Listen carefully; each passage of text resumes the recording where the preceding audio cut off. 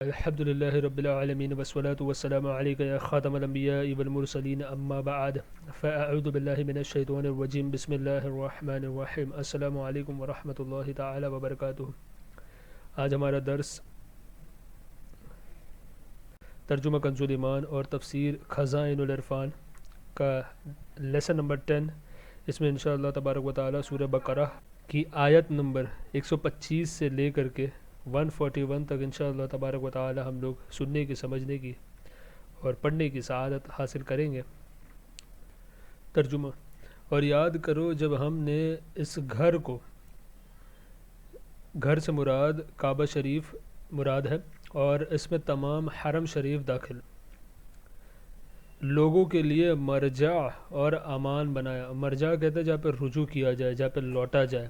امن بنانے سے یہ مراد ہے کہ حرم کعبہ میں قتل و غارت حرام ہے، یا یہ کہ وہاں شکار تک کو امن ہے، یہاں تک کہ حرم شریف میں شیر بھیڑیے بھی شکار کا پیچھا نہیں کرتے، چھوڑ کر لوٹ جاتے ہیں۔ ایک قول یہ ہے کہ مومن اس میں داخل ہو کر عذاب سے مامون ہو جاتا ہے۔ حرم کو حرم اس لیے کہا جاتا ہے کہ اس میں قتل، ظلم، شکار حرام اور ممنوع ہے۔ بحوالہ احمدی: اگر کوئی مجرم بھی داخل ہو جائے تو وہاں اس سے تعرض نہ کیا جائے گا۔ بحوالہ مدارک۔ ترجمہ: اور ابراہیم کے کھڑے ہونے کی جگہ کو نماز کا مقام بناؤ۔ تفسیر: مقام ابراہیم وہ پتھر ہے جس پر کھڑے ہو کر حضرت ابراہیم علیہ نبی علیہ السلام نے کعبہ معظمہ کی بنا فرمائی، اور اس میں آپ علیہ السلام کے قدم مبارک کے نشان تھا۔ اسی کو نماز کا مقام بنانے کا امر استحباب کے لیے ہے۔ اس کو نماز کا مقام بنانے کا امر استحباب کے لیے ہے۔ ایک قول یہ بھی ہے کہ اس نماز سے طواف کی 2 رکعتیں مراد ہے۔ بحوالہ احمدی وغیرہ۔ ترجمہ: اور ہم نے تاکید فرمائی ابراہیم اور اسماعیل کو کہ میرا گھر خوب ستھرا کرو، طواف والوں اور اعتکاف والوں اور رکوع اور سجود والوں کے لیے۔ اور جب عرض کی ابراہیم نے کہ اے رب میرے اس شہر کو امان والا کر دے اور اس کے رہنے والوں کو طرح طرح کے پھلوں سے روزی دے جو ان میں سے اللہ تبارک و تعالی اور پچھلے دین پر ایمان لائے۔ تفسیر: چونکہ امامت کے باب میں لا ینال عہد الظالمین ارشاد ہو چکا تھا، اس لیے حضرت ابراہیم علیہ نبی علیہ السلام نے اس دعا میں مومنین کو خاص فرمایا، اور یہی شان ادب تھا۔ اللہ تبارک و تعالی نے کرم کیا، دعا قبول فرمائی اور ارشاد فرمایا کہ رزق سب کو دیا جائے گا، مومن کو بھی کافر کو بھی، لیکن کافر کا رزق تھوڑا ہے، یعنی صرف دنیاوی زندگی میں وہ بہرہ مند ہو سکتا ہے۔ ترجمہ: فرمایا اور جو کافر ہوا تھوڑا برتنے کو اسے بھی دوں گا، پھر اسے عذاب دوزخ کی طرف مجبور کر دوں گا، اور وہ بہت بری جگہ ہے پلٹنے کی۔ اور جب اٹھاتا تھا ابراہیم اس گھر کی نیویں اور اسماعیل یہ کہتے ہوئے اے رب ہم سے قبول فرما۔ تفسیر: پہلی مرتبہ کعبہ معظمہ کی بنیاد حضرت آدم علیہ نبی علیہ السلام نے رکھی، اور بعد طوفان نوح علیہ السلام پھر حضرت ابراہیم علیہ السلام نے اسی بنیاد پر تعمیر فرمائی۔ یہ تعمیر خاص آپ کے دست مبارک سے ہوئی۔ اس کے لیے پتھر اٹھا کر لانے کی خدمت اور سعادت حضرت اسماعیل علیہ نبی علیہ السلام کو میسر ہوئی۔ دونوں حضرات نے اس وقت یہ دعا کی کہ یا رب ہمارے یہ طاعت اور خدمت قبول فرما۔ ترجمہ: بے شک تو ہی ہے سنتا جانتا، اے رب ہمارے اور کر ہمیں تیرے حضور گردن رکھنے والا۔ تفسیر: وہ حضرات اللہ تبارک و تعالی کے مطیع اور مخلص بندے تھے، یعنی اس کی اطاعت کرنے والے، اخلاص کے ساتھ اس کی اطاعت کرنے والے بندے تھے۔ پھر بھی یہ دعا اس لیے ہے کہ طاعت اور اخلاص میں اور زیادہ کمال کی طلب رکھتے ہیں۔ ذوق طاعت سیر نہیں ہوتا، یعنی اس کی پیاس مٹتی نہیں ہے، یہ اس میں لذت اتنی ہوتی ہے۔ اس کا مفہوم یہ ہے، ذوق طاعت سیر نہیں ہوتا، سبحان اللہ۔ ترجمہ، اور ہماری اولاد میں سے ایک امت تیری فرما بردار، اور ہمیں ہمارے عبادت کے قاعدے بتا، اور ہم پر اپنے رحمت کے ساتھ رجوع فرما۔ تفسیر، حضرت ابراہیم اور اسماعیل علیہم السلام معصوم ہے آپ کی طرف سے، تو یہ تواضع ہے اور اللہ تبارک و تعالیٰ والوں یعنی اللہ والوں کے لیے تعلیم ہے۔ مسئلہ کہ یہ مقام قبول دعا ہے، اور یہاں دعا اور توبہ سنت ابراہیمی ہے۔ ترجمہ، بے شک تو ہی ہے بہت توبہ قبول کرنے والا مہربان، اے رب ہمارے اور بھیج ان میں۔ تفسیر، یعنی حضرت ابراہیم اور حضرت اسماعیل علیہم السلام کی ذریت میں یہ دعا سید انبیاء صلی اللہ علیہ وآلہ وسلم کے لیے تھی، یعنی کعبہ معظمہ کی تعمیر کی عظیم خدمت بجا لانے اور توبہ اور استغفار کرنے کے بعد حضرت ابراہیم اور اسماعیل علیہم السلام نے یہ دعا کی کہ اے رب اپنے محبوب نبی آخر الزماں صلی اللہ علیہ وآلہ وسلم کو ہماری نسل میں ظاہر فرما اور یہ شرف ہمیں عنایت کر۔ یہ دعا قبول ہوئی اور ان دونوں صاحبوں کی نسل میں حضور صلی اللہ علیہ وآلہ وسلم کے سوا کوئی نبی نہیں ہوا۔ اولاد حضرت ابراہیم علیہ السلام میں باقی تمام انبیاء حضرت اسحاق علیہ السلام کی نسل سے ہے۔ سبحان اللہ۔ حضرت اسحاق جو ہے حضرت ابراہیم علیہ السلام کی پہلی بیوی حضرت سارہ رضی اللہ تعالی عنہا کے وطن سے، اور حضرت اسماعیل علیہ السلام جو ہے بی بی ہاجرہ جو کہ حضرت ابراہیم علیہ السلام کے دوسرے بیوی ان کے وطن سے۔ مسئلہ، سید عالم صلی اللہ تعالی علیہ وآلہ وسلم نے اپنا میلاد شریف خود بیان فرمایا۔ امام بغوی نے ایک حدیث روایت کی کہ حضور صلی اللہ علیہ وسلم نے فرمایا، میں اللہ تبارک و تعالی کے نزدیک خاتم النبیین لکھا ہوا تھا، بحال یہ کہ حضرت آدم علیہ السلام کے پتلے کا خمیر ہو رہا تھا۔ تمہیں اپنے ابتدائی حال کی خبر دوں، میں دعائے ابراہیم ہوں، بشارت عیسیٰ ہوں، اپنی والدہ کی اس خواب کی تعبیر ہوں جو انہوں نے میری ولادت کے وقت دیکھا، اور ان کے لیے ایک نور ساطع ظاہر ہوا جس سے ملک شام کے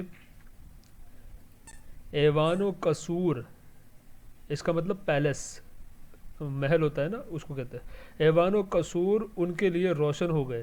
اس حدیث میں دعائے ابراہیم سے یہی دعا مراد ہے جو اس آیت میں مذکور ہے، یعنی جو ہم نے اوپر ابھی دیکھا۔ اللہ تبارک و تعالی نے یہ دعا قبول فرمائی اور آخری زمانے میں حضور سید الانبیاء محمد مصطفیٰ صلی اللہ تعالی علیہ وآلہ وسلم کو مبعوث فرمایا۔ الحمدللہ علی احسان، بحوالہ جمل اور خازن۔ ترجمہ، ایک رسول انہی میں سے کہ ان پر تیری آیتیں تلاوت فرمائے اور انہیں تیری کتاب۔ تفسیر، اس کتاب سے قرآن پاک اور اس کی تعلیم سے اس کے حقائق اور معانی کا سکھانا مراد ہے۔ ترجمہ، اور پختہ علم سکھائے۔ تفسیر، حکمت کے معنی میں بہت اقوال ہے، یعنی بہت سارے ڈیفرنٹ اس میں نریشنز ہیں، مختلف اقوال ہے۔ بعض کے نزدیک حکمت سے فقہ مراد ہے۔ قتادہ کا قول ہے کہ حکمت سنت کا نام ہے۔ بعض کہتے ہیں کہ حکمت علم احکام کو کہتے ہیں۔ خلاصہ یہ ہے کہ حکمت علم اسرار ہے۔ علم اسرار سے مراد سیکرٹ علم جو ہوتا ہے نا، ہڈن، راز کا علم جو ہوتا ہے، اسے کہتے ہیں۔ ترجمہ، اور انہیں خوب ستھرا فرما دے۔ تفسیر، ستھرا کرنے کے یہ معنی ہے کہ لوح نفوس یعنی نفس جو ہے نا ہماری، وہ یہ نفس کی جمع ہے، پلورل فارم ہے۔ لوح نفوس اور ارواح کو کدورت سے پاک کر کے، تمام میل اور داغ سے پاک کر کے، حجاب اٹھائے اور آئینہ استعداد کی جلا فرما کر انہیں اس قابل کر دے کہ ان میں حقائق کی جلوہ گری ہو سکے۔ سبحان اللہ۔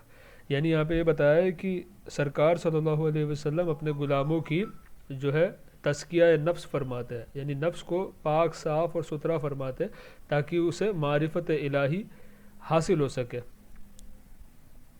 ترجمہ: بے شک تو ہی ہے غالب حکمت والا، اور ابراہیم کے دین سے کون منہ پھیرے۔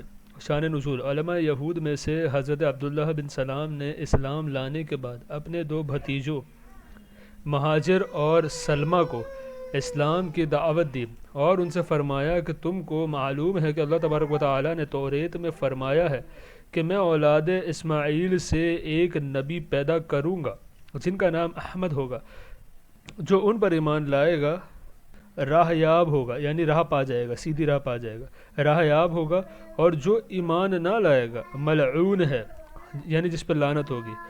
یہ سن کر سلمہ ایمان لے آئے اور مہاجر نے اسلام سے انکار کر دیا۔ اس پر اللہ تبارک و تعالی نے یہ آیہ مبارکہ نازل فرما کر ظاہر کر دیا کہ جب حضرت ابراہیم علیہ السلام نے خود اس رسول معظم یعنی سرکار کی خود اس رسول معظم کے مبعوث ہونے کی دعا فرمائی تو جو ان کے دین سے پھرے وہ حضرت ابراہیم علیہ السلام کے دین سے پھرا۔ اس میں یہود اور نصارہ اور مشرکین عرب پر تعریض ہے، یعنی اعتراض ہے، جو اپنے آپ کو افتخاراً حضرت ابراہیم علیہ السلام کی طرف منسوب کرتے تھے، یعنی اپنے آپ کو فخر سے کہتے تھے کہ ہم تو ابراہیم علیہ السلام کے دین پر ہیں، منسوب کرتے تھے۔ جب ان کے دین سے پھر گئے تو شرافت کہاں رہی، یعنی جب انہوں نے انکار کیا، سرکار کے دین سے انکار کیا، تو ظاہر سی بات ہے ابراہیم علیہ السلام کے دین کا بھی انکار ہو گیا، کیونکہ ابراہیم علیہ السلام کے دین کو اگر یہ لوگ مانتے تو سرکار پر ایمان ضرور لے کر کے آتے، تو یہ اپنے دعوے میں جھوٹے ہیں۔ ترجمہ: سوا اس کے جو دل کا احمق ہے، احمق کہتے بے وقوف کو، سوا اس کے جو دل کا احمق ہے، اور بے شک ضرور ہم نے دنیا میں اسے چن لیا۔ تفسیر: رسالت اور خلت کے ساتھ رسول اور خلیل بنایا۔ ترجمہ: اور بے شک وہ آخرت میں ہمارے خاص قرب کی قابلیت والوں میں ہے، جن کے لیے بلند درجے ہے۔ تو جب حضرت ابراہیم علیہ السلام کرامت دارین کے جامع ہیں، یعنی ان میں کرامت دارین ہے، وہ دونوں جہاں کی کرامتیں دکھا رہے ہیں، کرامت دارین کے جامع ہیں، تو ان کی طریقت اور ملت سے پھرنے والا ضرور نادان اور احمق ہے، بے وقوف ہے۔ ترجمہ: جبکہ اس سے اس کے رب نے فرمایا گردن رکھ، عرض کی میں نے گردن رکھی، اس کے لیے جو رب ہے سارے جہاں کا۔ اور اسی دین کی وصیت کی ابراہیم نے اپنے بیٹوں کو اور یعقوب نے کہ اے میرے بیٹو، بے شک اللہ تبارک و تعالی نے یہ دین تمہارے لیے چن لیا، تو نہ مرنا مگر مسلمان، بلکہ تم میں کے خود موجود تھے۔ شان نزول: یہ آیت یہود کے حق میں نازل ہوئی۔ انہوں نے کہا تھا کہ حضرت یعقوب علیہ السلام نے اپنے وفات کے روز اپنی اولاد کو یہودی رہنے کی وصیت کی تھی۔ اللہ تبارک و تعالی نے ان کی اس بہتان کے رد میں یہ آیہ مبارکہ نازل فرمائی۔ معنی یہ ہے کہ اے بنی اسرائیل، تمہارے پہلے لوگ حضرت یعقوب علیہ السلام کے آخر وقت ان کے پاس موجود تھے، جس وقت انہوں نے اپنے بیٹوں کو بلا کر ان سے اسلام اور توحید کا اقرار لیا تھا، اور یہ اقرار لیا تھا جو آیت میں مذکور ہے۔ ترجمہ: جب یعقوب کو موت آئی، جبکہ اس نے اپنے بیٹوں سے فرمایا کہ میرے بعد کس کی پوجا کرو گے؟ بولے ہم پوجیں گے اسے جو خدا ہے آپ کا اور آپ کے آبا ابراہیم و اسماعیل کا۔ تفسیر: حضرت اسماعیل علیہ السلام کو حضرت یعقوب علیہ السلام کے آبا میں داخل کرنا تو اس لیے ہے کہ آپ ان کے چچا ہیں، اور چچا بمنزلہ باپ کے ہوتا ہے، جیسا کہ حدیث شریف میں ہے، اور آپ کا نام حضرت اسحاق علیہ السلام سے پہلے ذکر فرمانا دو وجہ سے ہے۔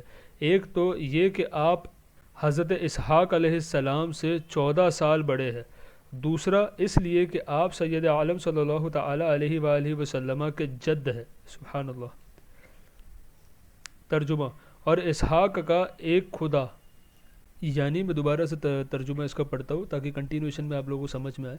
جب یعقوب کو موت آئی جبکہ اس نے اپنے بیٹوں سے فرمایا میرے بعد کس کی پوجا کرو گے؟ بولے ہم پوجیں گے اسے جو خدا ہے آپ کا اور آپ کے آبا ابراہیم و اسماعیل اور اسحاق کا، ایک خدا، اور ہم اس کے حضور گردن رکھے ہیں۔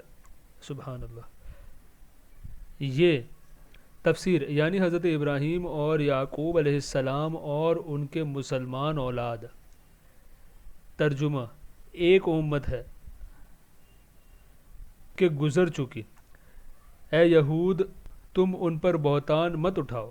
ترجمہ ان کے لیے ہے جو انہوں نے کمایا اور تمہارے لیے ہے جو تم کماؤ، اور ان کے کاموں کی تم سے پرسش نہ ہوگی، یعنی تم سے سوال جواب نہیں ہوگا۔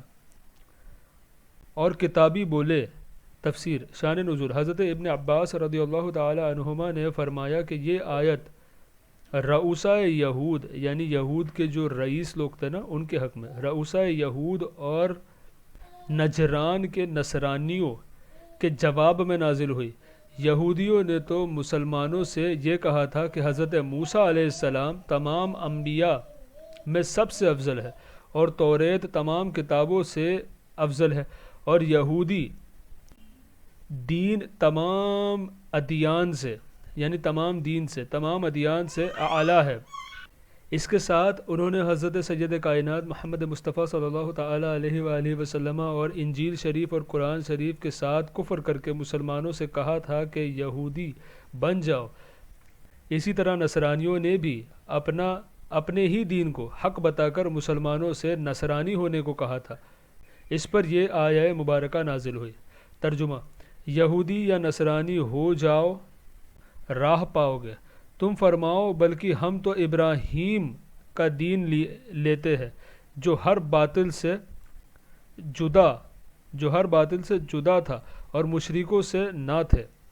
تفسیر اس میں یہود اور نصرانی وغیرہ پر تعریض ہے یعنی اعتراض ہے کہ تم مشرک ہوئے، اس لیے ملت ابراہیم پر ہونے کا دعویٰ جو تم کرتے ہو وہ باطل ہے یعنی بیکار ہے۔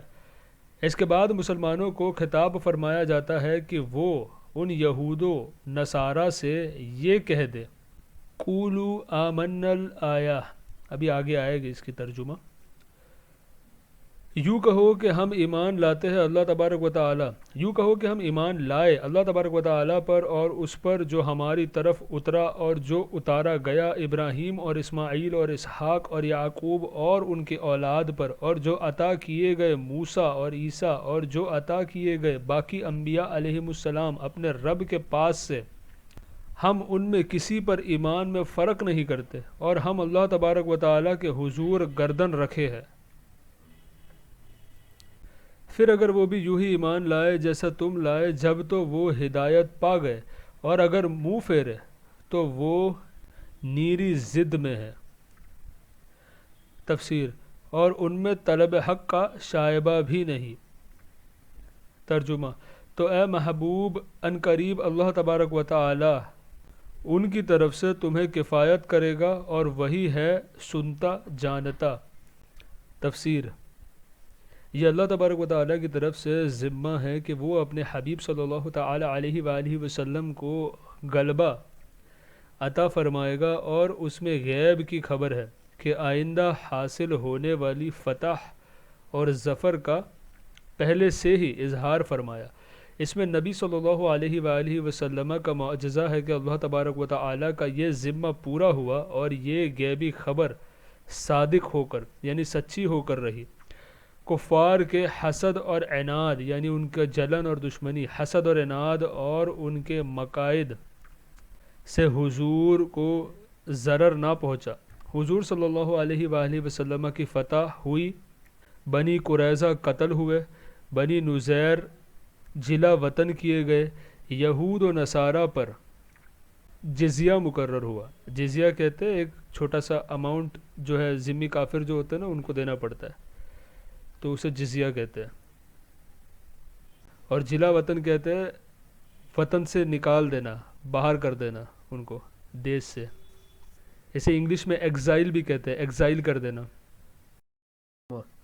ہم نے اللہ تبارک و تعالیٰ کی رینی لی، یعنی تفسیر، یعنی جس طرح رنگ کپڑے کے ظاہر و باطن میں، یعنی باہر اور اندر، ظاہر و باطن میں نفوذ کرتا ہے، ایک دم راسخ ہو جاتا ہے، اسی طرح دین الہی کے اعتقادات حقہ ہمارے رگ و پے میں سما گئے۔ ہمارا ظاہر و باطن، قلب و قالب اس کے رنگ میں رنگ گیا۔ ہمارا رنگ ظاہری رنگ نہیں جو کچھ فائدہ نہ دے، بلکہ یہ نفوس یعنی نفس کی جمع ہے، بلکہ یہ نفوس کو پاک کرتا ہے۔ ظاہر میں اس کے آثار اوضاع اور افعال سے نمودار ہوتے ہیں، یعنی ہمارے کام سے، ہمارے عبادات سے ظاہر ہوتے ہیں، نمودار ہوتے ہیں۔ نصرانی جب اپنے دین میں کسی کو داخل کرتے یا ان کے یہاں کوئی بچہ پیدا ہوتا تو پانی میں زرد رنگ ڈال کر اس میں اس شخص یا بچے کو گوتا دیتے اور کہتے کہ اب یہ سچا نصرانی ہوا۔ اس کا اس آیت مبارکہ میں رد فرمایا کہ یہ ظاہری رنگ کسی کام کا نہیں۔ غالباً یہ جو یہاں پہ نصرانیوں کا بتایا نا کہ بچہ پیدا ہوتا ہے تو وہ لوگ زرد رنگ پانی میں ڈال کر کے اس سے نہاتے ہیں، اسے آئی تھنک اسے بیپٹزم کہتے ہیں، کرسچینٹی میں اسے بیپٹزم کہتے ہیں۔ ترجمہ، اور اللہ تبارک و تعالیٰ سے بہتر کسی کی رینی اور ہم اس کو پوجتے ہیں۔ تم فرماؤ کیا اللہ تبارک و تعالیٰ کے بارے میں ہم سے جھگڑتے ہو؟ تفسیر، شان نزول، یہود نے مسلمانوں سے کہا ہم پہلے کتاب والے ہیں، ہمارا قبلہ پرانا ہے، ہمارا دین قدیم ہے، انبیاء علیہم السلام ہم میں سے ہوئے، اگر سید عالم محمد مصطفیٰ صلی اللہ تعالیٰ علیہ وآلہ وسلم نبی ہوتے تو ہم میں سے ہی ہوتے۔